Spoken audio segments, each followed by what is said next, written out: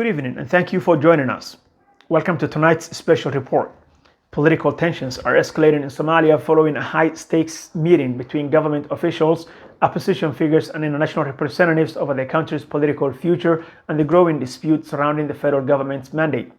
The closed-door meeting held in Mogadishu comes amid fears that Somalia could face a constitutional crisis if political leaders fail to reach a consensus before the contested May 15 deadline.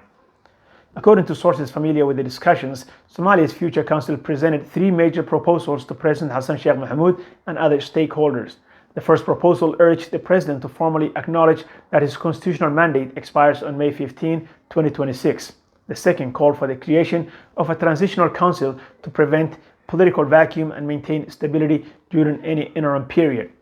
And the third proposed a mediation-led agreement between political stakeholders to determine the country's electoral roadmap and governance structure moving forward. Diplomatic sources say international representatives attending the meeting expressed support for several of the proposals and warned that Somalia risks entering a transitional phase if no political settlement is reached. Foreign partners also reportedly recommended establishing an advisory committee to oversee the election process and help manage the transition. But President Hassan Sheikh Mohamud strongly rejected what he described as external interference in Somalia's internal affairs. According to participants, the president insisted Somalia remains a sovereign nation and that key national decisions must be made independently by Somali leaders. Tonight's political tensions are rooted in controversial constitutional reforms introduced by the federal government over the last 2 years.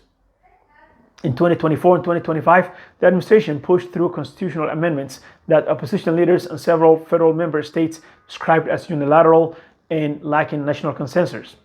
The reforms included changes to Somalia's electoral framework and institutional timelines. Changes, critics argue, effectively extended the federal government's mandate to May 15, 2027.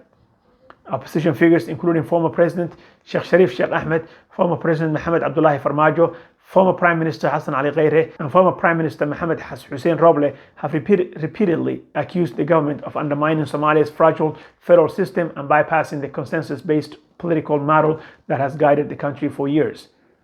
Political observers now warn that failure to secure a compromise could deepen divisions and create further instability at a time when Somalia continues to battle security threats and economic challenges.